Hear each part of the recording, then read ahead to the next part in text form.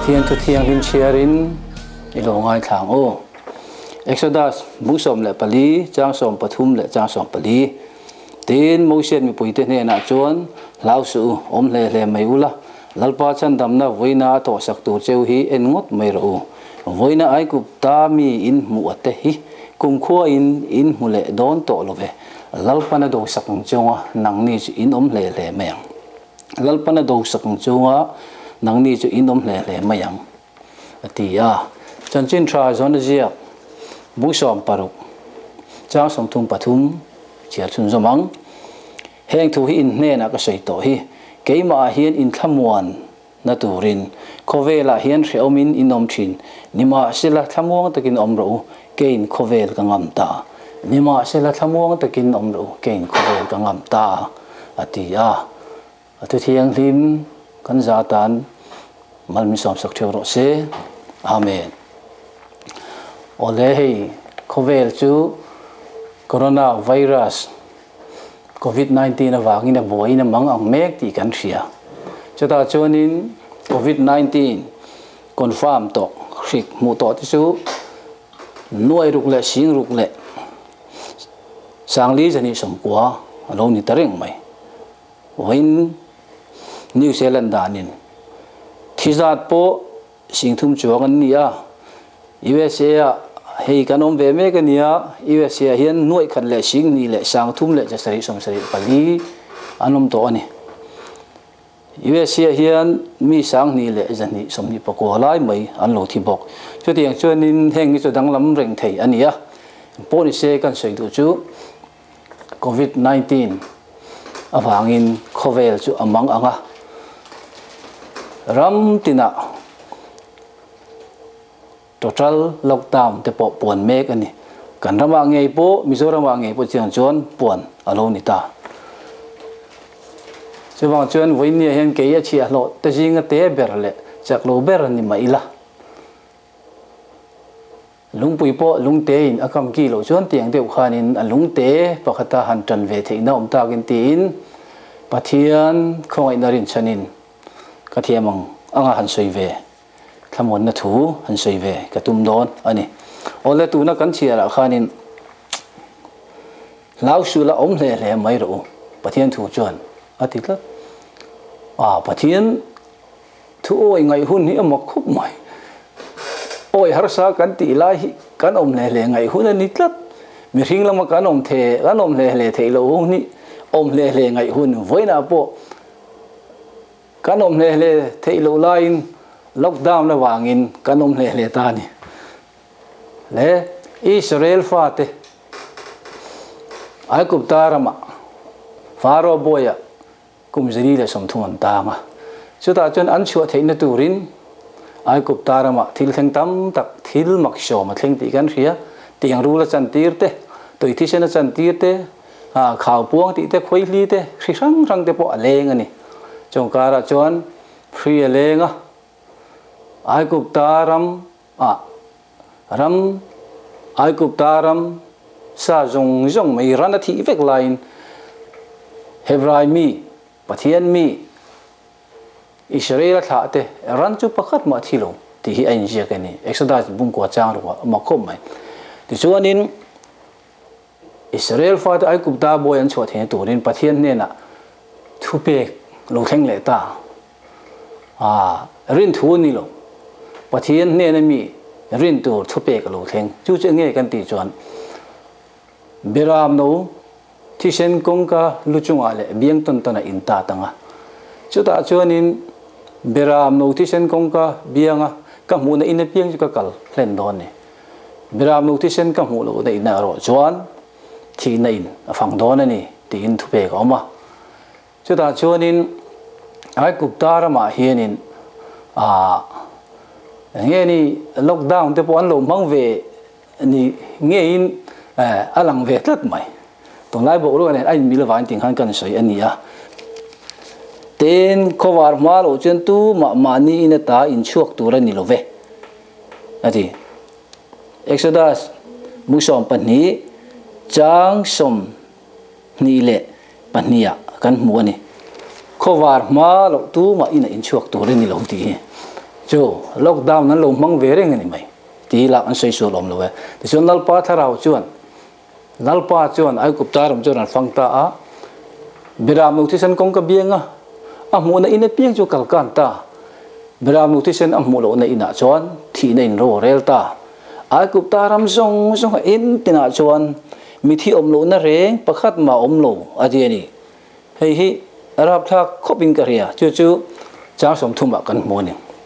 exodus ya kan bu som pani chang som thuma ai kup ta in zong zong a thi na in om lo na pakhat ma om lo ti chuan ai kup taram chu tra na in khata ni ti chu ti la chuan Israel mi te Israel tha pathian mi te biram no ti sena wangin pakhat ma an thi lo ni hallelujah pathian chu chu fogin om ro se chu ti chuan voina kan rama khovel pum puya po he covid-19 corona virus ri ka wang bi tam takan thi chu chu mek lain Mizorama voini thenga kan hriat danin he covid-19 wanga thi kan lom lo te eng wange pathian in ami te tong trai na changa beram no tisen me ni to lali su tisen wain kan rampo kan la himani pathian ming cho faginum ro se pathian mi te tong trai nei lal panangai thani anaw thom chun ka hne na lo thlen ta wangin kam mi chu ka ngai sakani ati voini thenga ti boral kan om lo hi eng wange lalpa za ngai na ni athar zel thinarin omna alai na jo ka ngai si lawa arin omna jo thar zel thin tu tinin ti ta la kan mu ni voini kan boral lawa hetiang na na wa boral nun na chan kan lom lo the pathian khongai na ni lalpa cha fakin om le ro she ole ti chuan Israel fa ti chu beram no ti sena wangin ai kupta boy dan chuan kal tai ti meng tui pui shen an vatheng ta chu tui pui shen a chuanin tui pui shen chu mi hring ina ti thei to rual lo wang khat lap mesia leu kai ngai na pom lo dai kai ngai nom ta lo chu ti la chuan farosh paiten anon le boxi heta tak te hen om le avan har don em amak ka ti pathian thui thi ni na pathian thu oi kan ngai hun lai mi hring lama kan om le thei lo hun mi hring lama kan rin lei thei lo hun rin har sa kan ti hun lai pathian kan rin ngai hun ani tat mai tuna kan ron chiarang khan om le mai ro voine lalpa chan dam na lo thleng tur khir ngot me ro ti lalpan nang ni ado sakang chin om le voine ai kup ta mi in mu te kum khoi in mu le don to lo ti kha pathian thu pe pathian thu lo thleng chu ni mi tam takan mang anga chu ti la chen mo shia ro ta hen makkat khom alo chol kan mo shia chen pathian thu aloin ngata ti chuan itiang kha an lek ro ti mo shen tiang an leka tui pui shen chu lo chata alo kang ta kong pui ma lalpan ami Israel fa te nuai shom ni don lai anti chu tiang chuanin kong pui ma ang men kal kai ta tui pui shen vochat tu kha lalpa ni pathian chu fakinom ro se chu ti la chun Israel fa te tam tak pui chiar sen lo tui pui shen atangan himan kan lai khan faro wala sipai te ve tung chen timian om ta o tui pui shenin alen bo ve ka ti lum ta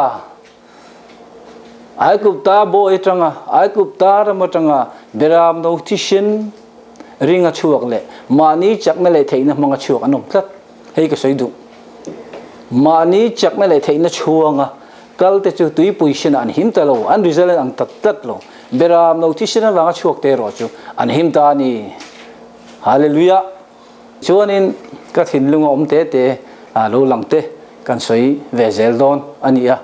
babel in sang sak thu kha ka ting hian karil ro lo thar ve le a genesis bung som pakhata kan moni chuda chuan enge kan ti chuan babel in sang saila in sang takin van tong thei tur khopin ta chuanin asak na man ro lunga le ro chani mang andi lunga ya le ro chanan manga enge lo thleng pathianin an tong zong ajuti sanga tong ain theta lowa ti chon an khosiam an siam thei ta lo tlat mai ti ga ka thil ron thar le tlat mai o awan mak tak em khovel po hi lunga ya leiro chan amang ve mek ani lo mo lung chu Krista en tir na nia leiro chan chu mi hring ti chop mi hring fin na le thiam na le theina manga khovelin bu tha de po han chep to ni chu tiang chon thiam na sang vi in pathian tel lo po in engkim kan ti thei thil hi kan ti thei ni tiang hi la khovel om mek lai chon tu na hian pathian thil ti thei ne chu ammak ani COVID-19 mi hring mit lo nga hrik mu thei mi alung khovel chu atimang ang ta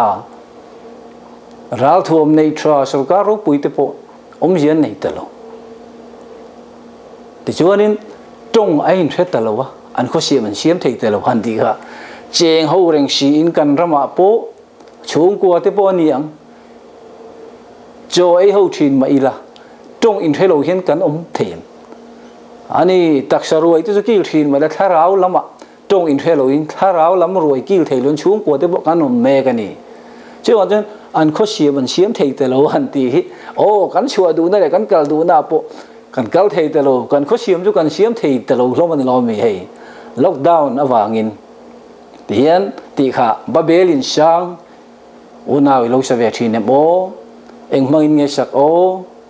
lungpuya ya leiro chan lungaya leiro chan an mang hian kan fanaw in kolna te lungaya leiro chan kan fin na le kan thiam na le kan theina mangin fa te kan lo kai hruayen ro kan rel na khotlang kan kai hruaina ram kan hruaina hian lung chu Krista ania Krista ni lovin hring fin na le theina mang hian ram ilu kai hruai ven chu ting zen ko phan na po chu ngei chu ani vek mai kan zawai hian chung zong zong chu voi nia hian an kho siam an siam thei ta lo to wain he thei ta lo voi nia po lockdown chu alo thleng ta ni hallelujah total lockdown awangin tuna hian kan rampo tong in thei to lo han ti mai la chu mi om zia chu then om ina po kan kal thei ta lo wa in khat ta cheng ho in khat lua ho po in chung le in nuai po kan kal thei ta lo lockdown lo thenga tong in Halloween kan kho siam kan siam thei ta lo lau su la om le mai ro han ti lai om le har he chin mai voi nia achan dam na tho sak tu chu en ngot mai ro lalpa lam thir hun ta kan thir mek bok ani lalpana do sang chu nang ni chu in om le mai ang ti pathian min tho sak na le pathian ne na chan na in do lalpa in do na ni ne na po lalpa ta ni ati kha awan poi mo em in do te hi sila yang ai thina hei jofa te pe hi chu tlang pui thuin silai man te kan thiam lo lein ka thia ka dia araman wa ka mitam tak chu thian te po hi sakhi mo kan tia an lo ka pal fo mai chawai voi nia hian pathian thunung jok mangin misual thal al thei hi kan ka je langai ta tui pui shen pathian ne vuak cha saka thale ran thleng ta chum puin chum le main jan le chunan kal thein turin pathianin chuna chumin chum ding na ruai jana me en ruai ni voi ne chu chum chu adin chuan tempula buan in an cheng ni voi ne ke ni po in khom thei ati talo biak in po kal chu thei ni talo mani in thewa biak in kal thei kha kan thu ta vekani in lama kan tom ta vekani thalera buan in a chola ruai tu ading mu pang hian kan in thewa biak in tak ain hung ta ni ti kha karil ro ma kan sei ve lok ani chuan dang le chuan in COVID-19 mangin khovel hi van lamin min aw ni te hen ka hreveya COVID-19 mangin khovel hi van lamin min aw me khovel mi te ni te hian ka hreve tuna babel in sang kan sa kan teng deuh khan tuna hian alam kan hoi theine turin COVID-19 awangin ram sang in kalpo na te thenam khoveng chu sei lo ram le ram in kalpo na ti chiang chu nang khar me ka thona te po tuna hian in kalpo thei lovin khar ani international boundary te po crossing ani vecto ani chewangin voinia chu tiang chon in kalpo na khovel ram ro pui in kalpo na te po khar ani chu ti lain khovelina kharve theilo van kalkong ro hi adu piang tan lu theina kong lalpan min la hon sakani unaw hallelujah to manan kharve theilo van khopui kong ro chu lalpan hongsin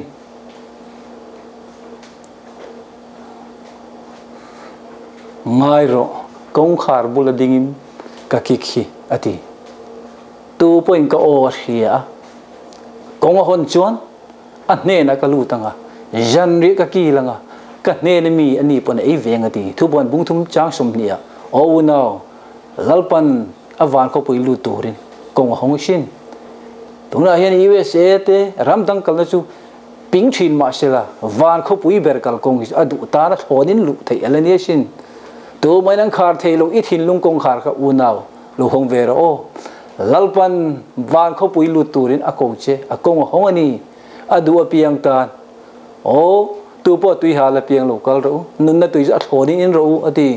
thu puan bu som ni phani chang som pasare kan muni ngating he piang har sat nei mang an na lo thlen ti hi ka ngai to na om khop maya mitam tang ring tu te hi har sat na te mang an na te tok lo tu rang te point kan lo ngai thin ani ome amar re tu na bible kan chiar kha heng thu hi in ne na ka sei to hi jona bu som pruk chang som thum patum heng thu in ne na ka sei to hi ti ke ma hian in thamon thine turin he khovela hen hreomin in om thin ati o tu na hreom le har san na kan to hi lalpa chu kan thamon na alo ni tak tak na tur ama chawi thamon na ni je kan thiet fi na tur man ruwa ani mai thei chu ti chun engwangin nge tu na hian real drama kan om mani na de kan to du du ei thei loin ngating real drama ten mitam tak kan om ta kan di chun Deuteronomy bungriat chang thuma chan meringi chang chawin an nung lawa pathian ka tanga thutin chuakin an nung jok ani ti in thiat tir theina a thiat tir theinan chau ati in shom te phala in tram te phala nang mari le in pi le pu te puna an thiat ngai lo van mana chuna chom chau ati hallelujah chu van ro pu em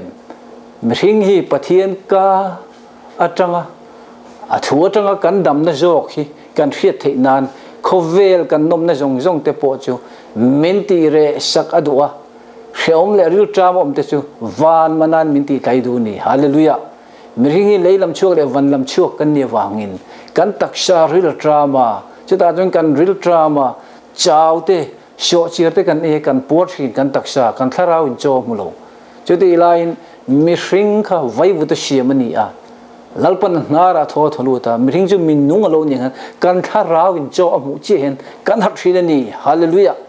chu tak chu ni real drama tu na jofa te kan no mek covid 19 awanga lockdown awanga real drama le tui halte lalpa chun avan mana in athu mangin lo ti klai vek chu ro she hallelujah har sanile mang annate alom um ka timi alo ma se har satna le mang an nei na min khen tir na mun alo ro pui thin ni khovela hian ai kup taram thil hian kan tharau lam cho hi lo ti tlai thei mi lo thalera khan ai kup ta thil ka pakhat ma man tlak to lo chiwa chen van lam thil chau kha an tlai na lung pui mi le ro chen ai lung krista apoi mo tla tani chiwangin an real tram na ti re nan enge pathianin apek le Nehemia bungkwa chang shom panga a an real tram ti re nan va na tangin man na changa pe hallelujah an tui hal ti re nan lungpui ta tui ati chuasak hallelujah e tui hal na ta kha pathian mangai na krista lungpui tang chon in ne na lo luak chuak sela I real tram ne le I lungai na ta pathian in lo ti kai chain lo thamon vek chu ro se hallelujah ke achi halo chak lo takhian athu mangin Deuteronomy bung riat chang thuma sai mangai chun I sho I klai na lo ni zel ro se awan ro pui em hallelujah thalera khane kum som li chu na sil fen po chul mi alo an phei khok po chelo an sil fen po chelo an ke po vung lo ti awan mak ve kum som li an sil fen chul mi alo ti ke ni kar khat lek lek a chul sen na si a enge sil fen chul thei lo jun ni ta pathian khongai nei sil fen chul thei lo ni lalpa khong ai na achan dam na sil fen fapatlan bo van puan chaber alung oi na chan dam na sin tir nge i lo chan thei nan hallelujah inai chuna khan lalpa in lung oi na pe chesela chu chu sil fen chu thei lo ni hey ke ni po USA te kan an thleng ve de me hi amma khop moya kan fanu in fa ania ti chuanin kan tunu muturin hei kan angkal ve wanga tuna hian mal som na te kan wala na kan thleng ve the kan lo khop mai Abigail lalrim ruat pui hallelujah ti chuan hei ka thin lunga chuanin mosia lo pianga awam tu rin Hebrai nu amanu ngai men weng khan naum thiam an weng khan e naum thiam kan nu pai kan trang di ver mai naum chu kan na ni ver mai ve na te chuan kan dom ve mek ani iwe se chu kan thleng chu ni ve ter ma Josepha u nau te apa te ai kup ta lal tolai dir chuan chuang ve miu muya an sum le pai chu nan lei zo mi lo ma se pe kan ni ve miu ni complain thei le ni lo ke ni po kan chak na le thei ne chun helai kan thleng thei re lo kan saber te pathian ni kan fa ten min tum saka voi ni hen iwa he kan thleng ve mi ni complain thei ni lo pathian chau chau pui ro se he mun min ruai thleng tu USA thleng thea min ruai thleng tu kan pathian hi fakin nom le ro se hallelujah chon hei Freddy keten po kan anin bia Mizoram lambo ro te kan thelo viau na ma se trong trai trong ngei ti te rampum hop trong trai kan ram iswati sina khunga ramtan covid-19 wang kan hum thein na turte ami te thlapang thlamon tura trong trai be puya te khan minon bia minon phone ta chuan khonge pusang om min ti ai USA kom dei ni ka te kan now Freddy ka te VL te puthang te hoin khata ni me om man dia niam le ka te Freddy kan Eliza khonge om ma dia pathianin hete hi Jennifer thing noya omang khan I khatai tom rei lu tuk te men an tia ani ve khom mai ka sei du chu hei hi ni changa ka thil lu om chu hei Eliza chu tom tlat maya Jennifer thing noya amu hilama se tharawina khoya vantir ko non kai tho chei ei ro ati Eliza ka enge pathian na pe chang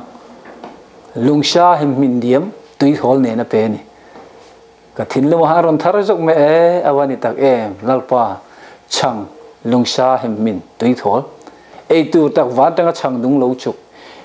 athishen misual tan na luang chuak chu voi ni hen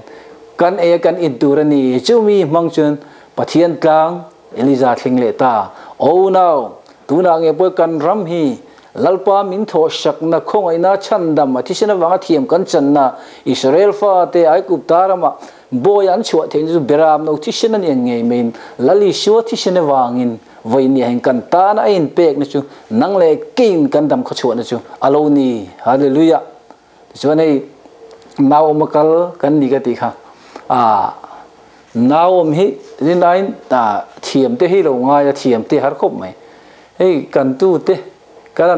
kan them bang nei thei lo te om ve tiếng zeleng kan fa te han ti tra chan te po hi ma engeng ma ei tu te kan pe an du zo an bang nei thei lo hi om fo mi pathian ni chan naw ma thiam ka ti khop pathian chuan afa te min om da ne van thiam o ti te ka thin lunga thar khop ma ya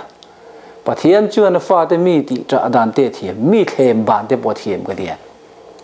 chumi om je chu hi kan rama kan lungai kan mang anga covid-19 na wangin ram chu aruma mang anga ni chuti anga tu ma pon chuak thei pom to lo thenam khoveng po kan kal thei lo in hoi in chung po kan kal thei lo tu ma ni na ding an tom ta vek mai la ya home crusade alo kal te pathian re man ban re ka be sei ka lo dream thin Freddy ka theu ne na kan lo dream thin chu tu na hen alo thleng hi mak ka ti len ro pui ka ti to ko pathian rim phit na pathian naw vom thiam em ka ti meng lalpa naw om te afa te ko han ho te lalpa min om dan wa thiam em biak ina kan thleng thei to lo kan pastor le kan upa te hun tu man thu anh suy thầy tổ lu member te po thu suy kan ngai thầy tổ lu la in Tlangwal Freddy ka Bethel Ministry team speaker le anaute mangin lalpan amite minom tlei me ka ni pathian ming chau fakin nom lo she ei ro pui ka ti thare me man o ke din van doi na kan lut a mai ran tir tu ti te avan dik em rom buriat kan muni rom je ka pathian mangai tu amaru ko tan chun an that na tu rin eng kim tho sak thina ti voi ni hen COVID-19 shika hen lom tur ka ti ni lo chemical tlanga pathian in kan that na tu ra na min tho sak ammak hi ka ti litu camping bo sai do ni la ko han tin ten a kem kal tu ra kem par tur pon om nei thei to lo chu ti ang ani lai voi chun joram pum pui me media kal tlangin lalpan crusade nei ta afan han ro pui tak em pathian ming chau fakin dam ro se pathian hen naw ma thiam ka ti kha mitam tak lungai om te lalpan an mit tui tlak ne ta ru khul saka sual boy tak te chan chio ka dam lo tam tak te chu ti dam in lo om ta pathian chu fakin om le ro se ke hi ti dam tu lalpa ka ni ti exodus bung shop nga chang som ni per ka sui avadik tak em lalpa hin kan ram hi ti dam adu ni hallelujah hallelujah van ro pui tak e o tlangwal no pang te Freddy ka kal teng pathian in na thok me lalpa hin rem em pathian ni tha ka dia he mizoram hian har sat nei la mang an kan tok fo thina ni chung ka ra chuan chumia kan har sat na a min sut kian sak tur chuan pathian mi man nei thin mi tam tak lo mang to chu tin chuan tun tuma po hian hei har sat na men lo kan to ka corona virus ye vain khovel zoram mai pon khovel mang an mek line kan rama chuan lalpan a chia lo tlom tak mangin tiang hen na thok mek ni ting ka ria thalera lalpan mi pui sanga ril tram ti tlai na khan no pang te thi la mang tlat chuda jon chang per pa le sanga pani chawin ani mitam tak ril traman kaya an ei bang noi po kha bom rang som pani ni ya chuti jon no pang te Tlangwal Freddy ka kal tlangin lalpan chang pe ra ti punga ko han ho in abang noi som pani kan ru din kan ei theu ni hallelujah lalpa hi kan tleina ni zel ro se kan rama riom ne le har sat na te alo thleng me ka voi ni hian Joshua ni ko din thu kha ka thin lunga thar ve le tat moya Joshua bung som cha som pania chuan amon ho lal panga ten gibi ona khuwa chu an run do na te chuanin gibi ona khuwa mi te chuan Joshua an han puna hei minon tan puiro amon ho lal panga ten minon be ron don kan tan ding in om lo ti in Joshua sipai tam tak khroin an be puita Joshua chuanin chung mel ma te chu ti hlum tek ti chimi tek atul sia wangin lalpan auta Joshua nia ko ding gibi ona khochunga nia ding reng ro kha nang po aslon rom om ro ati helai ta ki ka thin lunga teng zo hen thar ve tlat maya Joshua nia ko din chung jong chuan kha chu om reng ma se aslon roma che thei loin omani ka thin lunga thar tlat ni khovela coronavirus COVID-19 rik chi om reng ma sila ni ai po eng zo I shu hi kan ramin kan ko din chuan aslon roma lungai na kha te chu che thei loin om zel don ni hallelujah chun chuan chun ne na thu se jan chun jan ne na thit na lan chon ti zel ni ti sam som ko chak ni kan mu ni chun ne na ni soi ni jan chun jan ne na soi ni lungai ne mang an na te akiang vek don ni lo har sat na te abo don ti lamani lo har sat na om reng chung si hen ni ai po eng I shui kan ko dinga kan ne na om ni chuan chu lungai ne chuan om se nei loin ni chuan min thamon zel ni hallelujah ke ma hen thamon thine turin ati kha hallelujah hallelujah awan ro pui tak em ni kan ko din awangai tak lul em kan rama hian chung ko tina hen ni ju ko din om sela lungai ne le har sat om reng thil ma sela har sat ne le mang an na om je nei lovin lalpan ni wang chuan ani gibiona khó chung anh nia dinga mel mate chu nia din chu ngọc chân mel mate anti lum ma lo chân nia dinga ti kherani lalpan he ti ang taka pathia ni na mi thing te na thu so hi ala om lo ma na le tun thing om lo ti eng wang nge lalpan na do sak ani ti hallelujah lalpan na do sang chung nang ni chu inom hle hle ma yang ti kan on chiar kha lalpa do sak na lo thenga voi ni hen om hle hle thei lo te kan om hle hle me ta ka ni hallelujah Daniel le thian jo ho ding ei po chu mei puisha asat te lun len mei ale sarian ti sha ti ma se chu mei sha chon om se nei loin lalpan ni chu na chel shaka mei khurim po nam loin omani hallelujah lalpa chu om le ro she kan lung ani chu eng ang po ni ro she kan sarani mo thildang ani mo thildang dang nan na le om ne le har sat na chu lalpa ta na har lo lalpan ni kan ne na min ko din saksila kha aslon romo se thei lovin om reng ro tiang khan aslon roma lung ai na le mang an na chu ti che lovin cholin om shela ishu zo jun kan ne na thu shoinga lungai ta tan thamon na lo ni ro she dam lo dan dam na ishu chu ne na lo kheng ro she kha pha nga mek ta tan hallelujah hallelujah covid 19 freak law mang mek ta tan pathian ne na le thil ti thina khamon na lo kheng ro she lalpan long na tharau min pe mi alo enge min pe lalpan long na tharau min pe lo enge min pe kha thil ti the in te mangai na te le lu fel tak nei thina min pe zo ka ni ti timothea thon khat mung kha chang saria lalpan long na tharau min pe mi lo sin lau te tan engkim ngam tu pathian hi kan hne om ni hallelujah Emmanuel ke kung khoin khovel top thang put in hne na ko mong ti hallelujah lalpa in hne na om kha lukai tho ve ro de hallelujah inne na issue om halu kai tho ve ro o azir tir te pon longa an chuang tui phone le thipui na ne me gan mang issue an kai tho wa thipui le tui phone wang ani issue halu kai tho ve ro o issue lu kai tho ve ro o hallelujah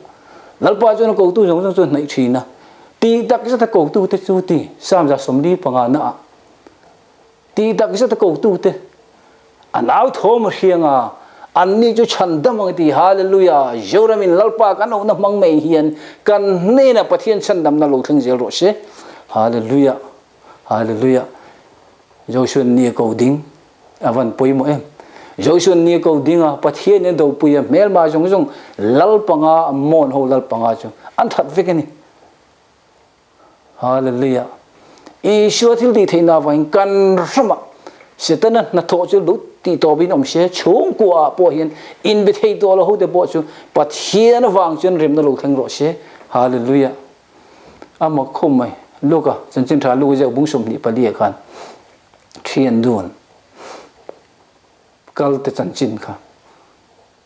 Isua zo ka thun hil ngat mai lai kha aum ve ha kha tiang de hang kan ra ma pon Isua thilin ti khia de tho te ông thấy anh em ô thì thế cái ngày tuần này ông khóc mà ai xưa rồi thu anh hiện chiêm bật thế ông thấy mấy người mô cái gì à ý xưa cho thu con hiện nịt lùin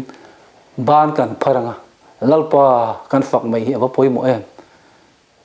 giờ sẽ phát lại hồi pon lalpa anh phật lalpa chú ngil này na khát achashi anh ti chứ mi làm mang chun mel man teni lalpa ka lu phak ve ro e phak na tho ma nge chuan mel ma ti tlawin om don ti chuan in hel dam lo kan sei le duwa chu min de thian dun chuan i chuan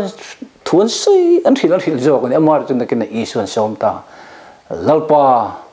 khwa tai don ta kan ne om ta che ni po tlak don to hian ti i chuan som nge lu theng ta chu o i chuan soma an mi de var changan e ni hallelujah hallelujah Isu Dawida papa min kalpe lusu te Isu kan som mi ngai Isu som tu te lalpan an har ngai lo kong khar la dingin ka kiki ati tu point ka o hiat chun ka o hria kong hon chun an ne na ka lu tang janria ke yang ani pun ka ne na mi eng ati hallelujah khoverin kalpo na te thinomin kalpo na chu khar ni ma se bieng de chu kal thailo ni ma se la bieng ni tak item pula khan Isua cheng du ni hallelujah tu manang khar thailo ithin lung kong khar kha Isua dan lo hong ver o khovelin kalpon je khar thin ma si tu manan khar thelo van kong kai tan lalpan al hongani alu dua piang tan lalpan kong al hongani hallelujah hallelujah hallelujah voi khache director pakathian in chong sang deu train an naw pakathi tira doa in chong sang deu train change not azu thak wang wang chu tlang wal chuan change not lo tla chu ala akal tamai kho po hoi loin ti chon chu officer chuan in atir du si wa in an officer director lian chuan change anga zu thak le ta po chuan ala kal bo le de dei mai change sang no de change sang ni no de zu thak le kal bo le de dei mai tira du to si chon nakina chuan leiro chanin in chong sang deu train leiro chan te hin azu thak alu ju fo ana ti le duk chuan chu tlang wal chuan junglam ma hoita apu ne nei muta he tlang walang deu hian lalpan mal shom na min pe a mal shom na kan loin ngata mal shom tu lam hoi lovin chu mal shom de chu pathian du ti nan de mi tam bo chun kan lo mangani eden huana tha tu ten adam ten thei pui na ain ven chopa thei pui thingku nga an bi ruk san ang khan mitam takin lalpa hi kan bi ruk san ni nin ga reve tla tani ti chuanin leiro chan lungin ajuvama chata chon alo har tang hen he covid 19 mang hen covid lalpan menon vom har mek ni te hian ka reve ka thin lunga tho vedan ani a pathian chon engkim mang thei ni tlat thilom lo po mang thei thilom sha po mang thei molte mang ringot pon tui pui sena vo chat thei ni kong om lo na po kong siam ni I pathian hian hallelujah thaler huna nge po tui chik lo lo tir thei ni I pathian gan pathian hi hallelujah inun thaler nge khan lalpa chun ampangai na tui chu ron chik chu tir ro se hallelujah hallelujah hallelujah ti chuan hei chung ko in tuna chon pathian bia kho na te lo thleng ta ama khup mai aro pui hle pathian na thoi chung ko chan dam na long kan lu angai to si ya no jo chung ko te nen long an leng ve kani chan dam na long tuk angai to si wangin tuk chun zo mangai tuk mek tan po khovel hi enge kan an zel don hri te ni lo lalpa lo kal hi anai ta ni hun nuwa chuan tram te tang in do thu thang in riang lir te hiang hui te leng ati chu chu tu han hri leng mek ani he hian hun nuwa kan om to ti riat khop ma chu chu naw ve tan na ani ang ati hei min nawan ve chuan aron na tol ani chu wang chuan eng ai na hinge eng ai mang an thak ne lo thleng don kan thelo chu wang chuan I shu a chan dam na longa kan tlan lu ngai ni khovela hen ru ashur lo nan in kan selo ru ashur huna kan tlan lu kan chol lu na turin in kan sang hian ring tu ten har sunale mang an na thipui lo tle mek po lungpui nget free sta hin tlan lu je nang u hallelujah hallelujah lungrem sang sang te rem taka in chuk to in lalpa chon biak in thiang ni ma chang zel thin na ti fsc bung ni chang som ni pakhat pania kan mo ni lungrem sang sang te rem taka in chuk to in lalpa chon biak in thiang nim chang zel thin ani nang ni po tharawa om na tura rem khomin ne ti bo hei lung lian te a ti te chuang mi lo lung te poi ti lian do in tin nge ti krista arem ani hei mystery ten lung mystery te kan roi ve fo mai lung siam de te a siam lo de te lung lian te lung te pon om chu lung chu ani shi meaning an rol rem an char ani voi ne pa le fa in kar lung lian le lung te mo le pi in kar no pa in kar oh fa te u nau te thenam kho veng u nau te lung lian le lung te krista chon min rem sela ko khan member tam le tam lo ko khan lian le te te bokon ni mai the lalpan min rem sela lali shota den thanem ngai I thok je lang hallelujah lalpa lo kala ngai ni hallelujah mi jong jong chan na om thu tak khria du tu chuan chan dam na kan chan na du ni chan dam na huang itlan du je nang u ato berata hei tu la ya kan rama estri kan jira estri bu kan jir me kan ni kan rama mo zel lal pan min lo pereng mai tu na chuan in khom pui te po om thei to lo ban ya hei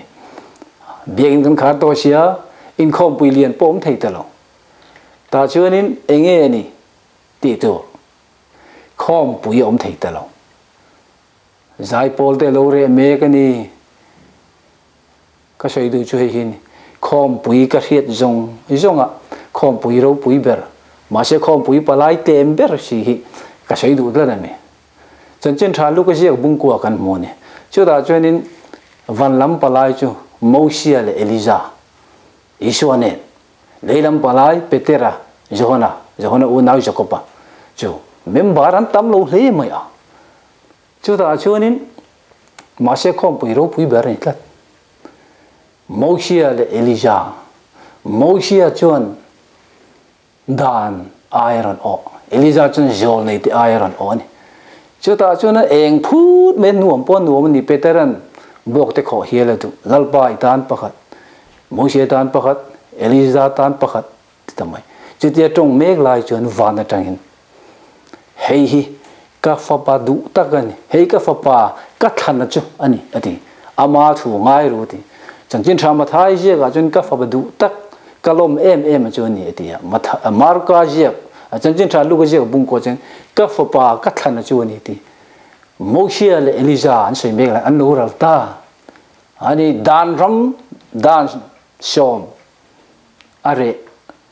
dan mga inpuan na chu aral ta jo nei mga inpuan na po aral ta Isua thu kan oi hi ngai ni Isu en kimin fo komani hallelujah jo nei ram hi tun din ni to lo ni te hian ka the ve tat Isua chuk hi khongai na chandam na Isua hi voini ama chu kani nga na turan ti ka sei du mitam takin hei ti hianin jol nei te po kan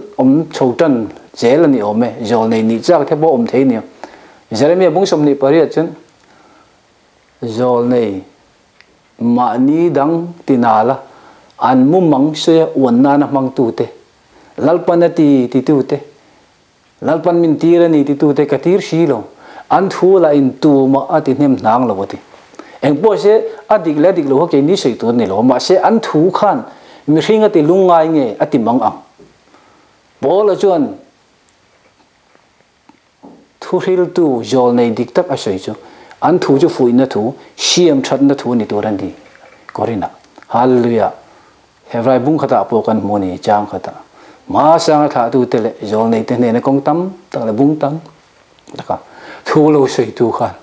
he ni to pa hian ke ma ni ne na fa pa thu sei ti eng ni nge to jol nei ram top to dan ram top to khom pui lian ro pui tak mel dang lam na tlanga Mosia ral le Eliza ral le Isu atun dinin omani ke ma ni ne Isu zo ki tun din lo omre asa mu mang te po hi kanan sei thina mu bang tam na pi nga do da tam ti he om ve tat maya se wan chen adika omang do ta omang tharau po chu tharau na jong ring shu tharau te chu pathian lakami ni nge ni lo fiar u ati mai zo na chen thon kat bung lia tharau na jong om ta wangin pathian thu hi tharau chu ni tok mai ati rin thu chu pathian ni ti thu hi ni lalpana tan ni ka thu hlan chuak tu ni kain ral ring ani ti Jeremia kan muni Jeremia bung kha chang som pania lalpa thu hi ni kain nga na tur chu ti kha kan sei do ni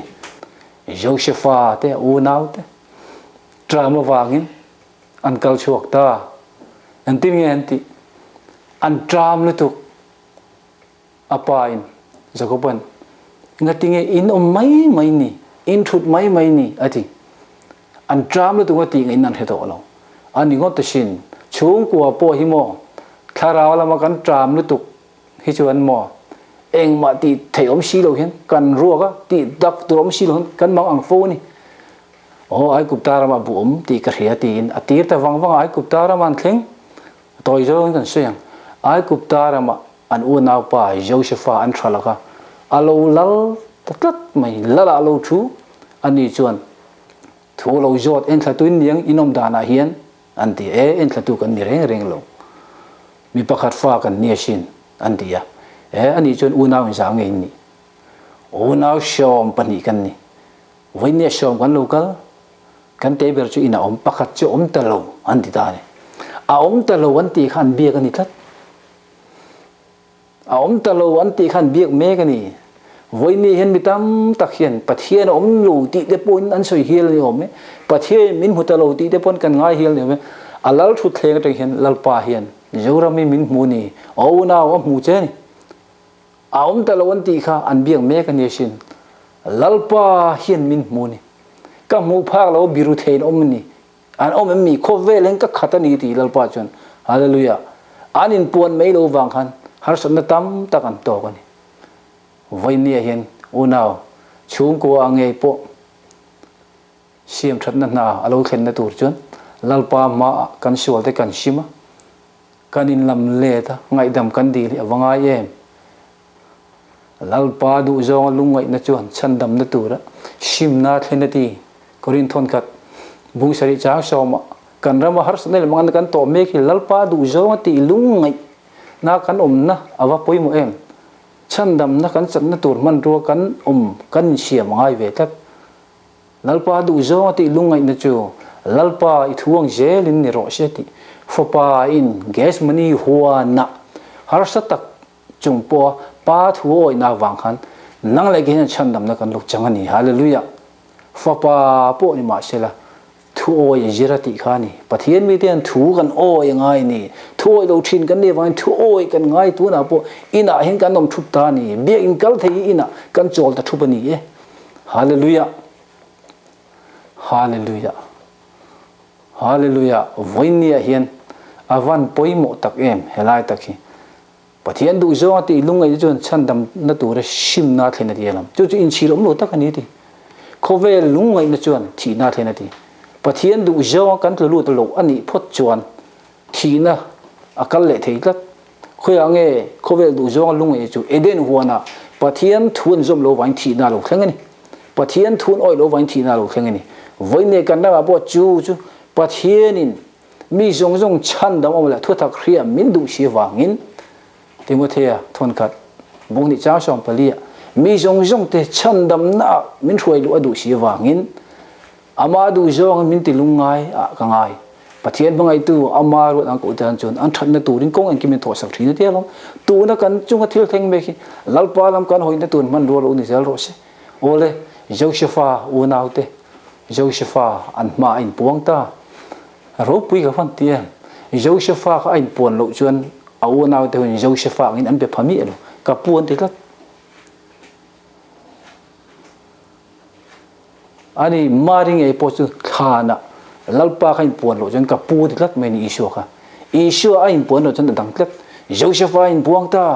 an ti ho ti de ho nen puang a ro pui ke te sin o hi lalpa ne na kan ti ho thena chuan kharao kan ten in pon ngai ni tu na po home crusade tlangwal fredi ka le atim te ka tlengin lalpa chu kan ne na in puanga kan ti ho ta ni tv kal tlengin pathian chau chro pui ro se hei ro pui ke ti chuan josephan local dai te u helai mun min kal tir tu hin nang ni lom pathian ani ke man ka cho mong se chu wan chuan tra mi la le don tu ni kum ni ani me ka kum ga dang alom chu wan chuan han hongula ka pa ka chu te jong te nen inon kal thadon ni tin ai kup ta to lai lir apeta ai kup ta to lai lir pen hong ta to jong josepha u nauten ina an thleng chu chu genesis bung som li panga cha som ni panga le som ni paruka omani apa ne na ka pa josepha thito anti na muna han ka pa lo dam ring alom josepha kan ti kha a ol lo khop mai jacob thin lunga josepha thi vecto ni ma se alo dam ring ani ti angai ni o bo chian ni eden huana ba thin nuwa kan thito in thito adi ni ma se voinia hian in na chu pathian a christian he na thuru gen om ati kha kolosa bung thuma voinia hen kha kha lo in ti ring ani hallelujah ti chuan le joseph na josepha u nauten josepha dam thu anan thil chu Jacob bachu athina mitchula aindi Genesis bung sumni panga chang sumni panga nima sela afa pa theo ka pan ente pon so ai kupta to lai lir ain hum thup mayan mu khan Josepha to lai lir athon lal to lai lir mu khan Jacob bachu lo harta hallelujah kawan duwe min mule chan nei hian an harani hallelujah voinia hian mule chan min an nei chut an harani hallelujah Juda de thi tur thu athang vector chuti lai chuan lalnu esterin lala shwara apasal tan ruai bos saya lalnu esterin lal haswara tan ruai abos saya wangin lal haswaran Juda de thi tur jong jong aya annun na thuan thang ta anan kal chuak ta thina aya nun na thuan puang chuak ta chu a hriat to piang Juda ho chu an loman liman lama omnin khamani hallelujah chuting te jan pathian in afa pa Isu Christa misiwal tan Calvary ta ruayaron bosaya Isu ti sena wanga pa lungo ina chuan van kong ka min hon sakani ti kan tharau in arhi ta piang in limin lomin kan harani hallelujah lalpai tanani hallelujah e tanani e pekche lalnu esari ruai thia lal haswara lungo ya lal haswara lungo ina chuan Juda te tan nun na thu puang chuakani Isu thina wangin athole na wangin nang le ke hi pa lungo ya van kong min hon sakani hallelujah lai ro pui ka patiem fopa thina wangin hallelujah Israel fa te ai kup ta boya fatir thina in ai kup ta boy ta ruai chu angkan lali shu thina le thole nei voina kan ramdam nan Jeremy bung som thum pathum chang thuma lalpa chen min alok chang seti lalpa chen ama aw tu te chen aw thom rianga an aw thom kal tangin ka chandam angati hallelujah iaw thom kan biak na manghian lalpa chandam na kan za chunga lo thing sila kan lungai ne le kan mang an na ta lalpa chen min thamon theu ro se pathe ne thu malmi som sak ro se amen